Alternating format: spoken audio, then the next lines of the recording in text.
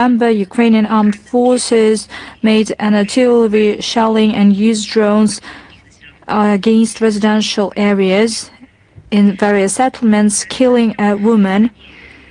And for all these crimes, they will pay, and they are already paying for that. Russian courts continue to pass sentences on Ukrainian neo-Nazi and mercenaries. The punishment of 24 years in prison was given to fighter Maxim Benzenko on the 14th of September 2024. He killed a civilian in the settlement of Grodovko. 28, 13.5, and 13 years in prison in absentia were the sentences to mercenaries from Georgia, Colombia, the Czech Republic, Guram Burashvili, Kevin Javier Ramirez Nieto, and Karolina Chernoshkova. They are on an international wanted list. The 13 years in prison were given to two fighters from Colombia, Jose Aaron Medina Aranda and Alexander Ante. They participated in hostilities as part of the Ukrainian battalions, Karpatsky Sech, and later on they were extradited from Venezuela to Russia. On the 6th of November, the investigative committee reported that indictment in absentia were brought on 75 high-profile representatives of the military and political leadership of the Kiev regime, including former members of the National Security Council, Arseniy Yatsenyuk, Sergei Poshinsky, Alexander Litvinenko, Valentina Nalyvaichenko, and others. As part of these criminal investigations, over 132,000 people were found victims, including over 24,000 minors. And moving on to their mentors, reportedly the Kiev clique, although there is an official ban that was lifted for the foreign trips for people aged 18 to 22, the Kiev clique is ready to take any steps, including information campaigns, to get these people back. And to this end, the Kiev regime tried to play on the sentiments among the Europeans, well, not to cancel, but at least to decrease significantly the benefits and preferences for Ukrainians in Europe.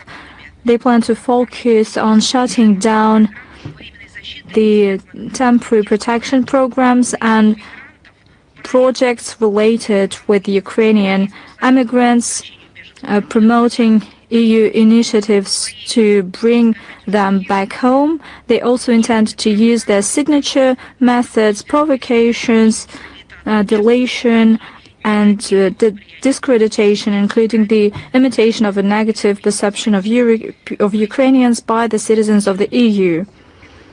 What does it tell us? Zelensky needs to kill even more citizens of Ukraine, and it is clear to everyone already, one of his tasks, besides redistributing enormous amount of money, and besides these shenanigans with weapons, he also intends to destroy the citizens of Ukraine, the citizens of this region. When it comes to hatred towards Russia and everything Russian, that is something that we've been mentioning constantly, and I have mentioned it in the beginning of my remarks, but I would like to specifically highlight here that indeed it is not possible to reject it. One of the goals set by this aggressive West, or say the global minority, namely the liberal Western regimes, one of their tasks that Zelensky faces is to destroy the population of Ukraine. There is no other way to explain it and to decipher it. The Ukrainian Foreign Ministry, in contacts with NATO and EU, intends to ensure the extradition of Ukrainians that are being detained or that are being in prison of these states. Don't the Kiev regime and Zelensky understand that the citizens of Ukraine that are currently in Europe will be destroyed instantly because they don't have any training, and most importantly, they have no intention and aspiration to defend their homeland that was seized by the Kiev regime. They don't have this desire. Don't they understand that they will fall victims to this massacre? And clearly, they understand it full well on the Bankovaya street. And that is exactly why they need even more people, because the goal is not to protect Ukraine. The goal is not to bring back regions and territories, as they put it. The goal has nothing to do with any constructive efforts, even according to their own rationale. They have only one goal: to destroy Ukraine, the citizens of Ukraine, the economy of this country, because they make it dependent on Western loans with atrocious interest rates, to destroy lands that are infected by everything, starting from GMO up until depleted uranium, to take this land away and to destroy the morality, because they basically eliminate their own history, their faith, their religion. They destroy everything that has to do with Ukraine, its citizens, its culture, its legacy, values. That is the task of Zelensky and all his crew. And these persons, once they return to Ukraine, are to be taken to the forward units of the Ukrainian armed forces in the hostilities areas, and these massacre storms shall be filled by those who will be caught in the European countries. I do not know how they are planning to organize that, whether there will be business trips of these people who will catch recruiters, or the Western countries will form units of people who will catch Ukrainians. Probably this will take hybrid forms. But the thing is that they try to catch Ukrainian citizens without leaving any chance for the future for Ukraine. That would involve its citizens, ethnic Ukrainians. It is crystal clear. As of now, reportedly, according to journalists, pundits, and that is something that was said by Deputy Commander of the 3rd Army Corps, Dmitry Kuharchuk, and the Speaker of the Kiev Military Recruitment Office. They tried to recruit homeless Ukrainians.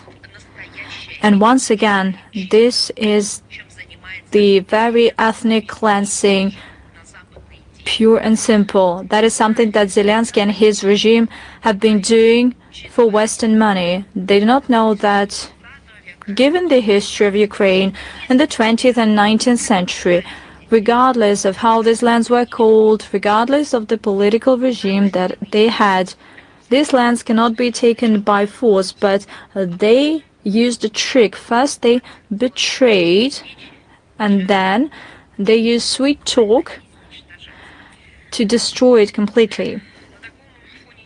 And against this backdrop, there are continued talks about decreasing the mobilization age from 25 to 22 or 23 years. Previously, we talked about that as some kind of a guess, understanding how it all develops. But currently, the mayor of Kiev, Vitaly Klitschko, spoke in favor of this idea. On November the 12th, he voiced these ideas to Politico, and he made a proposal. And using the Western publication, he addressed the West. They are ready to do everything to destroy the last Ukrainian, and to use all means at their disposal just for the West to keep on funneling weapons and money. Naturally, why do they need that? To save themselves, this gang, this clique, Zelensky and Klitschko, to keep them in power. At the same time, for some reason unknown, the mayor of Kiev forgot to mention that he actually has sons that are fit for military service, and by the way, they are athletically built. According to journalists, both of his sons have been living in the UK and the US. And the question begs itself. Don't they want, or doesn't Klitschko want to recruit them to protect their own regime? Incidentally, the Kiev regime intends to introduce new mechanisms for military registration. Judging by the publications, by the end of 2025, they plan to ensure access to the data of tax services in order to get access to Ukrainians that shun away from mobilization. Reportedly, according to the New York Times and Financial Times, there is a topic that the Bank of Esther tries to ignore. Ukraine has faced serious mobilization crisis. People do not want to fight, and if they get to the front line, they try to defect as soon as possible. The majority of Ukrainians stopped believing in what the Kiev regime says, and they already understand how they are being treated. They understand that they were deceived with this so-called democracy and the bright future, their path to the EU or in the backyard of NATO. But the Ukrainians understood the crux of the matter. They understood how they are treated by the Ukrainians.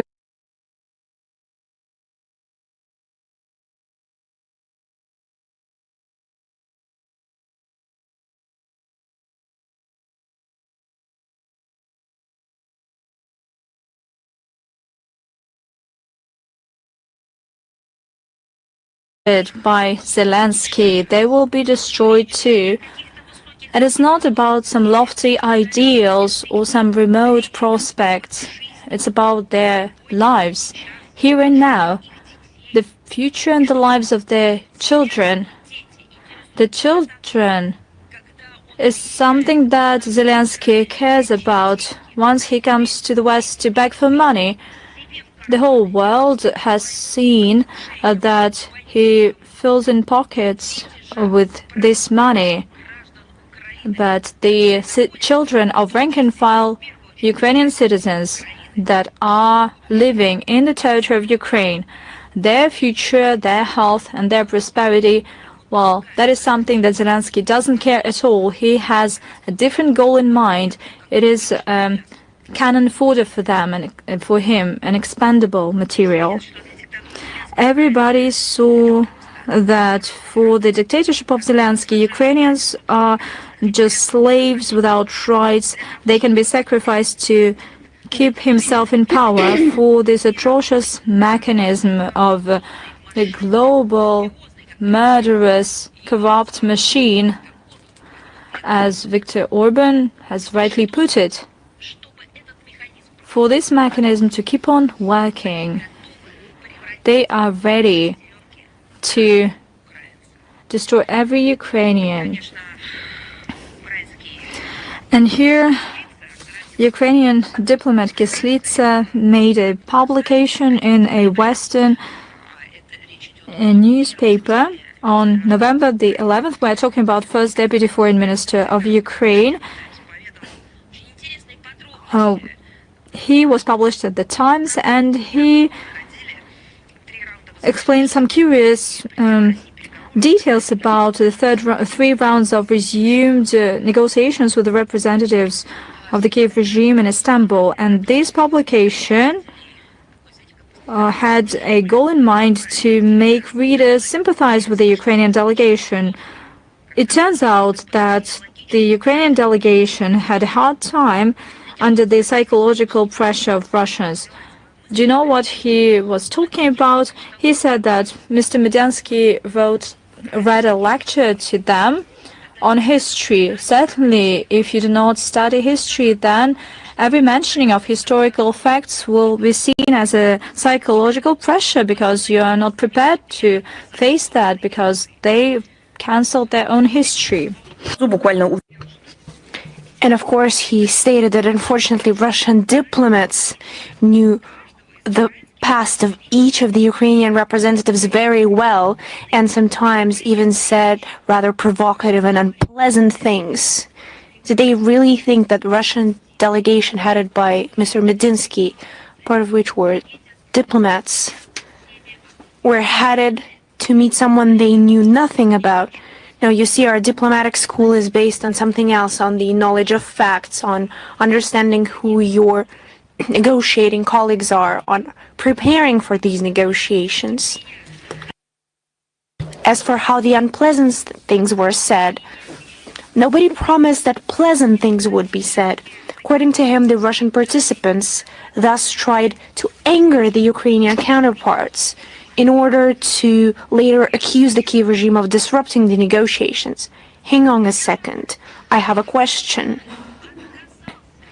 Who was it who denounced the idea of negotiations? The very same material published by the Times, we find out that Mr. Kyslytsa, the first deputy foreign minister, said that Ukraine has concluded negotiations with the Russian counterparts. That is what he said. He was quoted largely all around the world. So I have a follow-up question. Why once again blame the Russian side for something you are doing right now? The Kiev regime, once again, it is clear from Kyslytsa's statement, decided to put a stop to the negotiations process. First time they did it under the British pressure. Boris Johnson visited Ukraine, and as he said, personally try to talk Ukrainians out of negotiating with Russia. And now, as Kyslytsa said, they did that this way by not following through with the negotiations. But he should have added that the proposals made by the Russian side, by example, for the exchange of detained persons, were once again disrupted by the Kiev regime. They've perhaps carried out less than 30% of what was agreed upon. It is clear that Kyslytsa has become so imbued with Kiev's pseudo-historical speculations about Ukraine's secret origins that he's now unable to distinguish truth from falsehood. But truth, as they say, hurts. Even more absurd are his fabrications about the alleged repeated disregard by Russian representatives of any attempts to talk about the substance. That is a direct quote, and their desire instead to impose the idea of creating working groups and other mechanisms in order to convince the Americans of the success of the negotiations and avoid punitive measures on their part. So according to the Ministry of Foreign Affairs of Ukraine, creation of working groups and other mechanisms was necessary to just simulate the process. I believe that is definitely something psychiatrists should take a look at, because any time the Russian side arrived to the negotiations with Ukraine brought clear proposals, and these definite proposals were carried out as long as Ukrainian side did not stand in the way. What was it exactly there that was fabricated or not working? Those were concrete proposals that were carried out. It was precisely the lack of tangible progress in the negotiations that Kyslytsa cited as the reason for their termination by Kiev before the end of the year.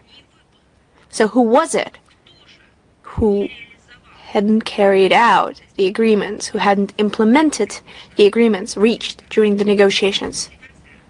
That was not even the delegation, but the Ukrainian side and the Kiev regime, and I've given you some facts. This can only be described as absurd. Such statements once again confirm the lack of interest on Zelensky's part in a peaceful settlement, instead of responding to specific proposals from the Russian side regarding the organization of further negotiations and continuing the dialogue. Kiev opted to blame Russia for everything in the hope of tightening Western sanctions against our country. But I believe this article misses the point of admittal of Kyslytsya that they're no longer intent on continuing the negotiations. But against the backdrop of it's not even a large-scale corruption crisis that is unfolding, but it's another corruption hotspot that is reopening in Ukraine. The West is raising more and more questions about the Zelensky regime. I would like to remind you that when the negotiations took place this July, just recall what Zelensky stated. He continuously degraded representatives of the Russian delegation. That is in regards for who exactly is exerting psychological pressure on whom.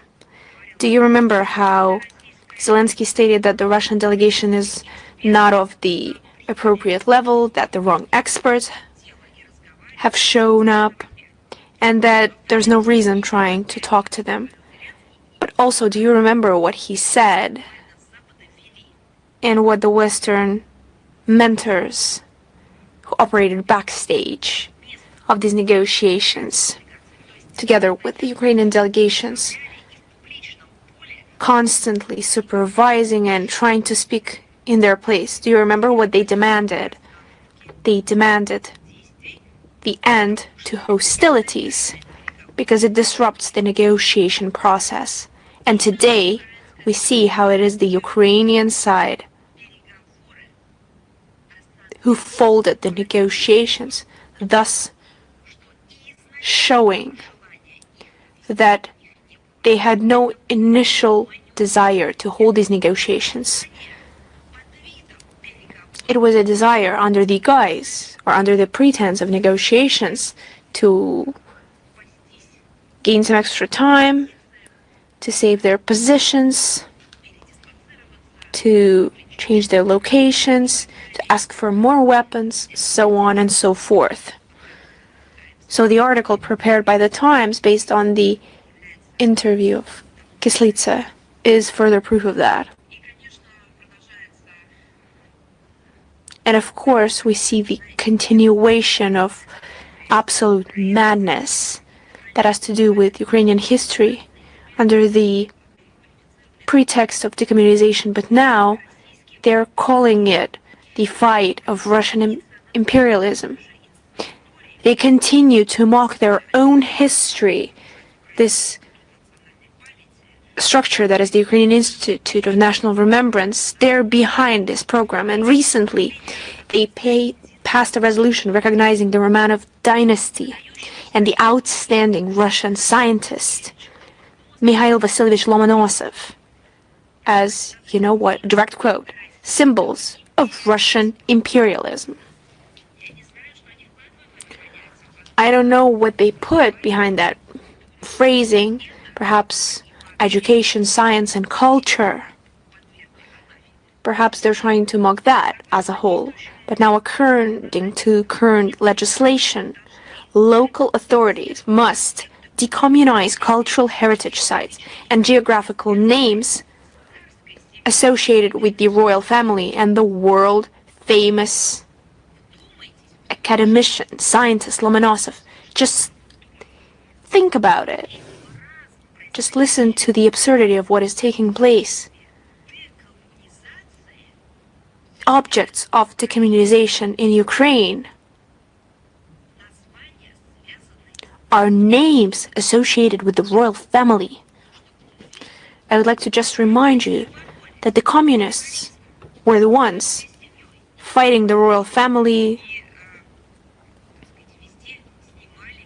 So it was communists who tried to take down and replace any names that had any connection with the Romanovs, with Tars. So what is taking place in Ukraine? Two contradictory, fully canceling each other out processes. Decommunization on the one hand, and the fight against the Romanovs on the other hand.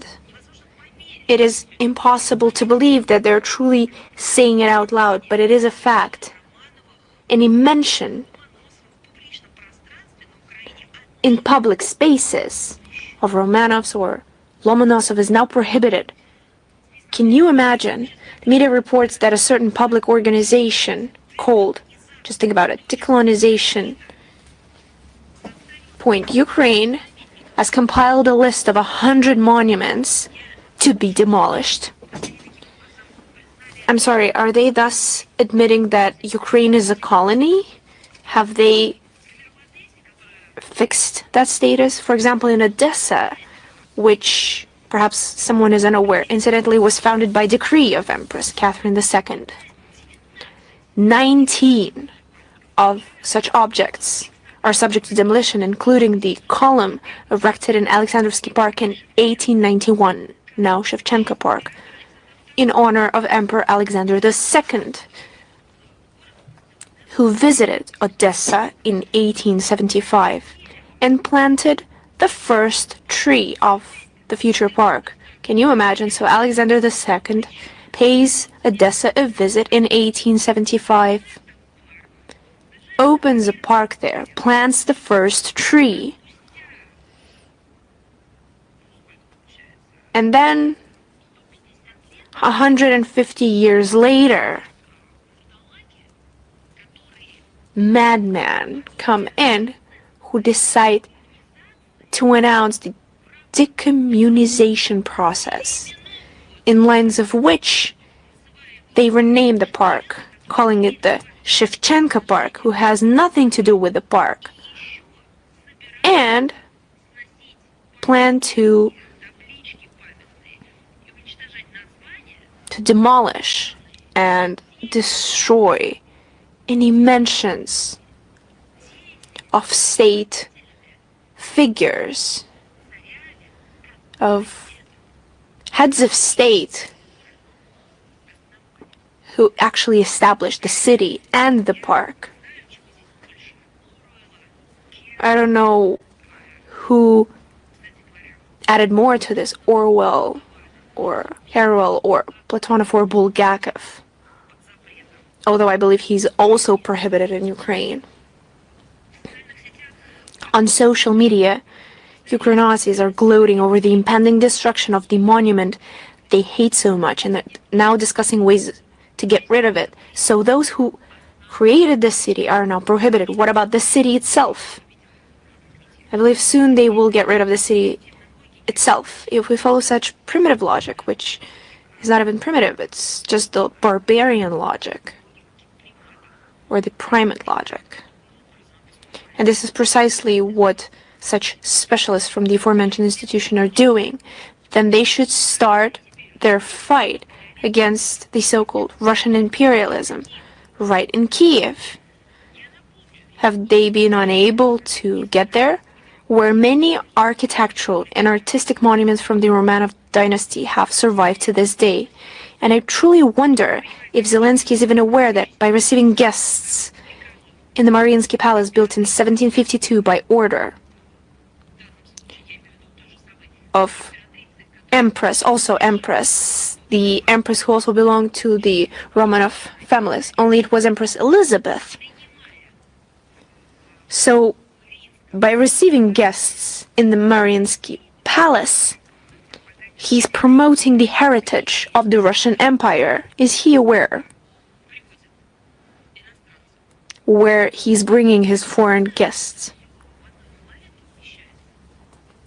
I don't know how all these things sit together in his head. How will those who have declared a new crusade against our common history react to this?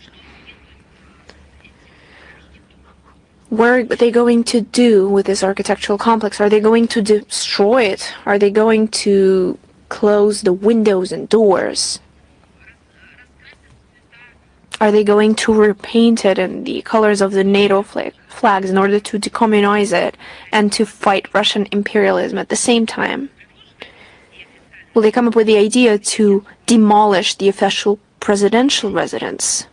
Or will they not dare to do it? Incidentally, next to Zelensky's office on Bankovая Street is another remarkable monument of the Romanov era, the city-state of Adjutant General Fyodor Fedorovich Trepov, which houses the Union of Writers of Ukraine and the so-called Black Sea television and radio company who attempt to broadcast the quote-unquote true history to Crimea, has also found refuge there. What will be done to them, and what will fighters for so-called correct history do with a gift to give from the same Empress Elizabeth, St. Andrew's Church, which has long been a symbol of the city? How are they going to coincide it? Are they going to publish a poster that the church is all right, but the Empress is in the wrong? And incidentally, one of the masterpieces of the great Bartolomeo Francesco Rastrelli, the creator of the Winter Palace, Smolny Cathedral in St. Petersburg, and many other famous buildings. And today, the church has been given to the Exarchate of the Patriarchate of Constantinople, under whose control a plan to eliminate canonical Orthodoxy in Ukraine is being implemented. The list of the Romanovs dynasty's legacy is enormous. And I believe we will continue to make this list, and we will continue to share information on those who is driven mad by the idea of destroying anything Russian in Ukraine. We will continue to share on what surrounds them, what kind of reality they're facing. During more than 3 centuries of their rule, there was no such geographical name as Ukraine, not even a mention of it. And that is precisely what causes the fury of these fighters of Ukrainian national memory, who are trying to make people forget the shared history and consolidate the break with Russia, as they call it in praxis. But the reverse effect also exists. The forced Ukrainization carried out by Kyiv is increasingly failing and having the opposite effect. Just take a look at the facts.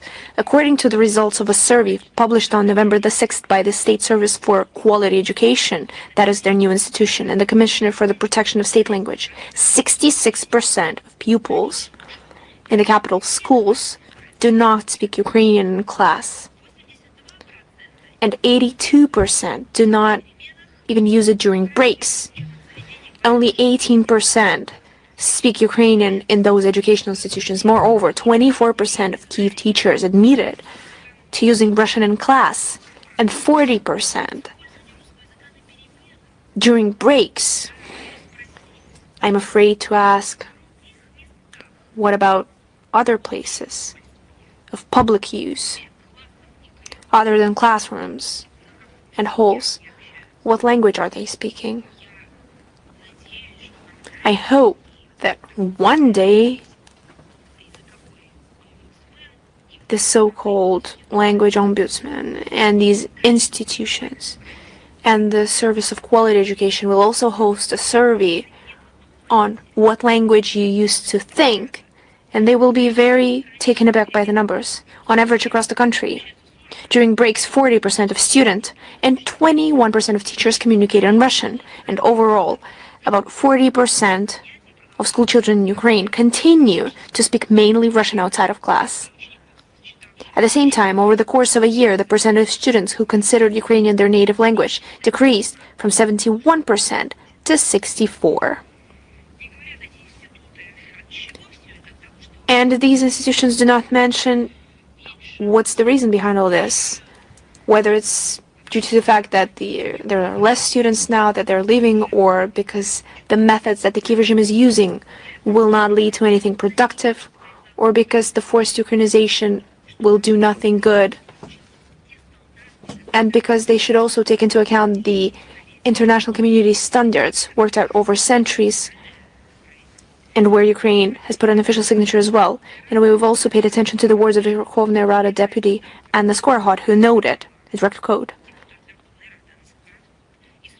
the head of Verkhovная Rada, I have used Russian, will continue to use it, as will many of my friends.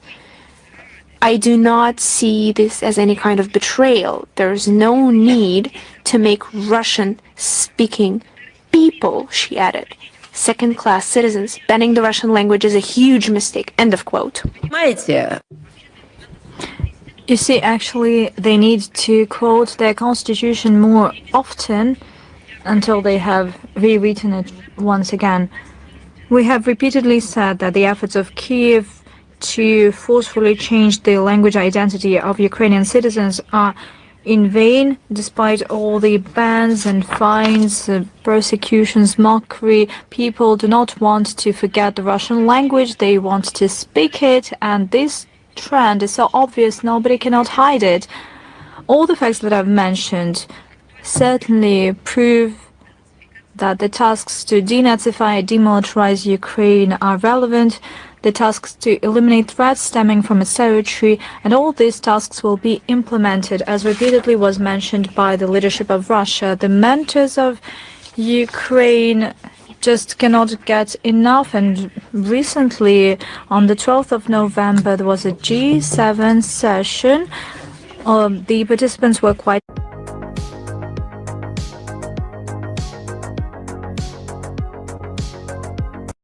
in substance. When it comes to the Ukrainian conflict, they mentioned some biased and assessments that are detached from reality.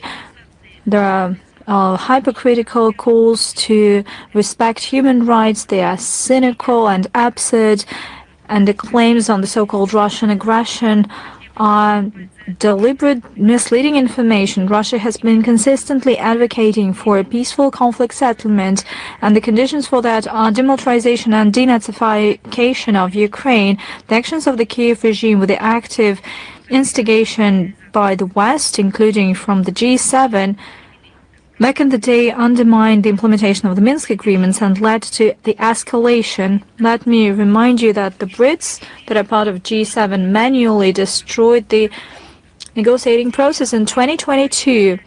And the idea of announcing a ceasefire without clear agreements on a comprehensive peaceful settlement are baseless. They open the path for funneling Ukraine with weapons, resuming military pressure against our territories, and further destabilization. And the Kiev regime has recently stated that it has halted all negotiations with Russia. It is noteworthy that at this shindig, the officials from Ottawa, at the closing of their presidency, announced new anti-Russian sanctions, including on energy and entities that have to do with the development of drone technologies and cybersecurity. Basically, they were imposed and entered into effect a week prior to that, on November 6th. By the look of it, the Canadian authorities didn't find another way to attract the attention to this large-scale international event, but to show their allegiance to the Russophobic cause started in 2014. Former Prime Minister Justin Trudeau and the granddaughter of Hitler henchman Chrysler Friedland did not put the final nail in the coffin of Russia-Canada relations, but the current Prime Minister, Mark Carney, might as well do that. We retain the right to a response, and definitely these measures will be taken in the near future. We'll brief you on that. And another anti-Russian something happened in Dublin.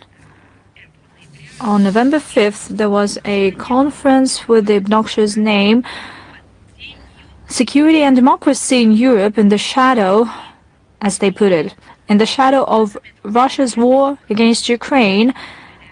And as it turns out, the Ukrainian side was the initiator of this event.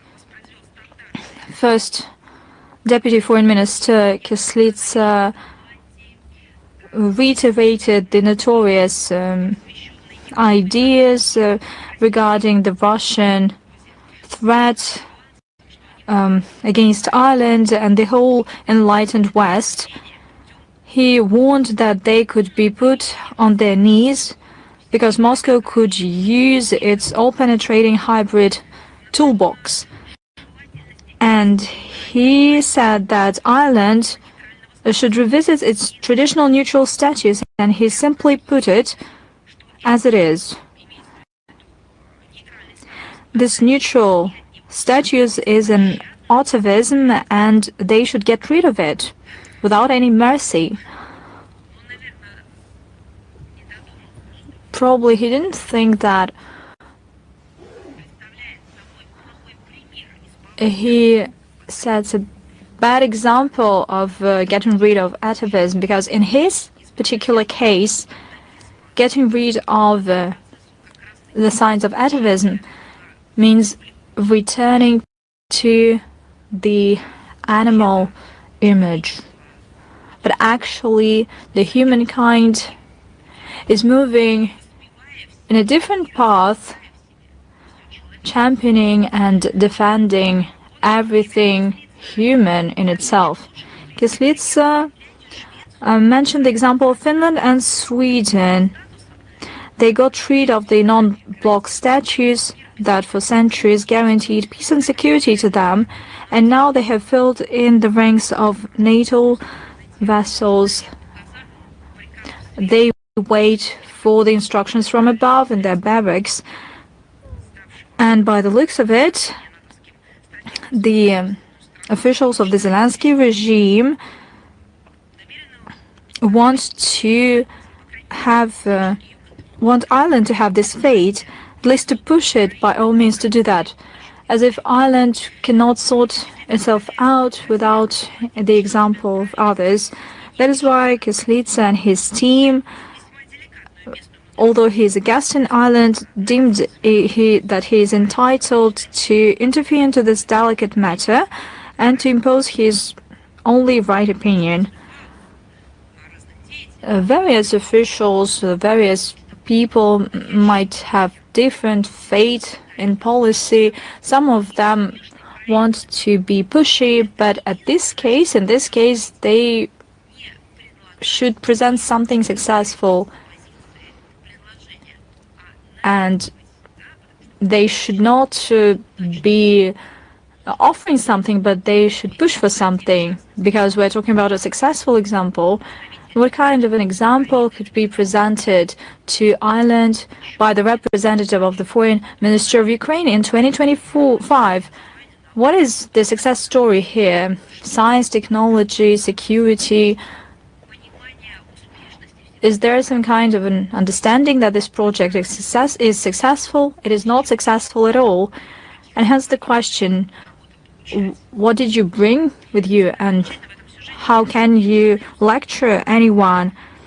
The most noteworthy here is not just Russophobic bogus stories invented by the Kiev regime daily, and not the shameless attempt to interfere into domestic affairs of Ireland, but the most noteworthy is this platform in Dublin where this ugly scene has unfolded. The thing is that it all happened in the office of the European Commission in Dublin, and these entities are located in all EU members, and they seek to play a role of national branches of the Brussels European Institute, and they should serve as a voice of the European Commission. They should raise awareness of their activities.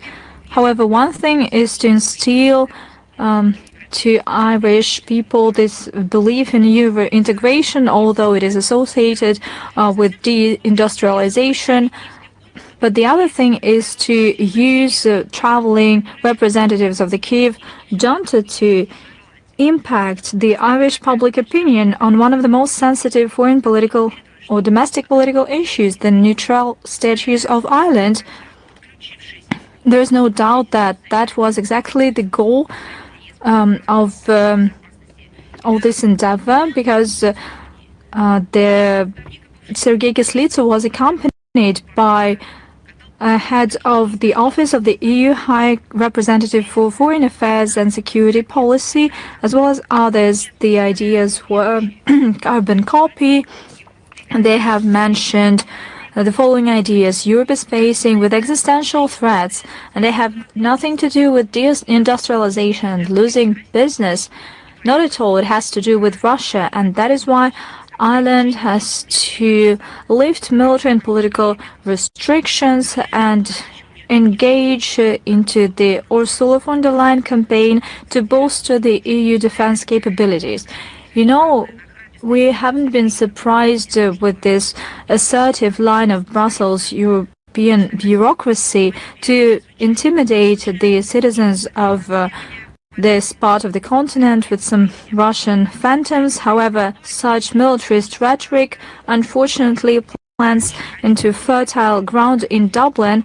The ruling coalition headed by Prime Minister Michael Martin is revisiting the constitutional restrictions on foreign missions. As a result, Irish people risk becoming pawns in reckless geopolitical games of Anglo-Saxons against Russia. They are Russophobic, and this will have all the negative repercussions for this country. There were a lot of questions asking to comment on the decision taken by the Moldovan government to denounce 7 agreements within the CIS. The officials in Chisinau continue to distance itself from the CIS processes, and the Moldovan authorities abstain from participation in the key bodies of the Commonwealth. They have identified 119 out of 285 agreements within the CIS, and they identify that they have no added value for the citizens of the country. They continue to denounce them. The decision of Moldova on November the 12th to abandon 7 of such treaties is another step in this direction. In public space of Moldova, they initiate discussions on the need to formally exit the CIS, and this has a particular goal under the pretext that there is no alternative to the European path of Moldova. After the referendum of 2024, this provision was included into the constitution.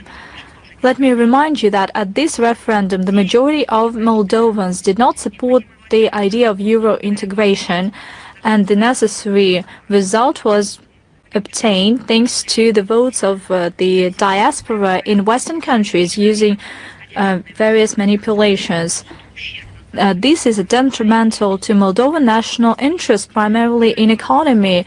There are less opportunities for Moldovan producers to get access to dynamic market of the region. The cooperation ties are lost, according to analysts. The claims of authorities that the European market will fully meet the demand of Moldovan exports is just an illusion. It has nothing to do with the real life. According to Moldovan statistics, in January and July 2024, the supplies dropped by 4%. This is a real indicator of how they are waiting for Moldovans in the European Union. As a result of this lopsided Western-centered policy of Chisinau, we see a dire social and economic crisis. It is being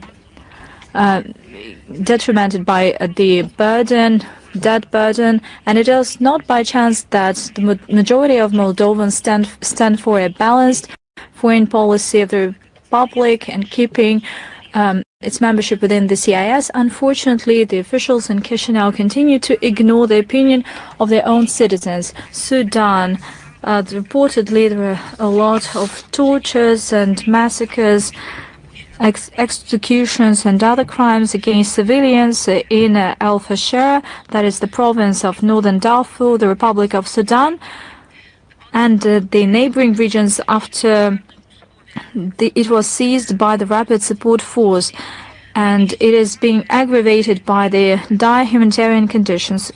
Reportedly, there are still some 200,000 civilians in El Fasher, including dozens of thousands of women and children. Moscow condemns the crimes against Sudanese civilians. We call for consolidated efforts of the international community to put an end to the bloodshed and a violation of human rights in northern Darfur, as well as to have investigation and punish those responsible. It is essential to provide urgent humanitarian assistance to those in need. Russia reaffirms its commitment to the peaceful settlement of the domestic Sudanese conflict. We highlight the need to respect for the sovereignty, territorial integrity, and the unity of the Republic of Sudan. And the key task at this point in time is to swiftly put an end to hostilities, to launch full-fledged political process that would be led by the Sudanese. We assume that the diplomatic efforts to help overcome the crisis will help achieve a sustainable settlement in Sudan, taking into account the aspirations of the Sudanese. The situation in Latin America. Since September 2025, we have seen an unparalleled military campaign unfolded by Washington in this region, reportedly in order to fight the drug trafficking channels. Over the past 2 months, we have seen dozens of military strikes against Venezuelan boats in the Caribbean.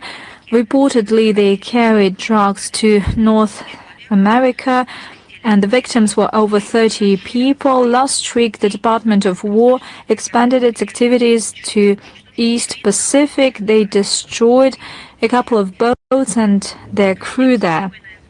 We're extremely concerned about the methods to deal with this matter that were chosen by the U.S.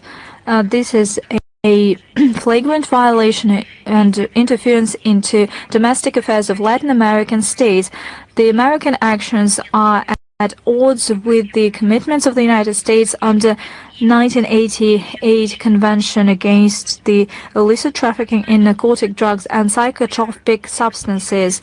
Ironically, on November 11th, we celebrated the 35th anniversary of this treaty entering into force, but these provisions are relevant as ever. The preamble of the convention states that uprooting illegal drug trafficking is a collective responsibility of all states, and to this end we need to coordinate efforts of the international community. Article 2 of the convention emphasizes that parties shall implement their commitments in line with the principle of sovereign equality and territorial integrity of states, as well as the principle of non-interference into domestic affairs of other states. On top of that, the convention has special provisions on the way the combating trafficking should be made. Article 5, or rather paragraph 5 of Article 17, stipulates that the parties shall take due account of the need not to endanger the safety of life at sea, the security of the cargo, or to prejudice the commercial and legal interests of the flag state or any other interested state. The situation is made worse since there is no proof that was given that these attacked vessels or their crew have anything to do with drug trafficking. Groundless military attacks on civilian vessels are a dangerous precedent. It paves the way for indiscriminate attacks.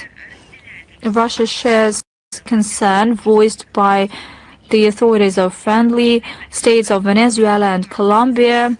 We insist that combating drugs should not be used as a leverage against sovereign states.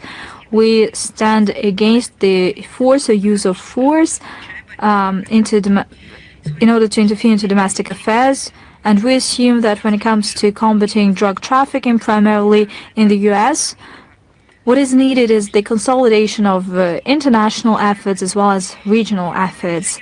And the efficient solution could be found within the collective efforts and within the international legal mechanisms, and naturally only in case of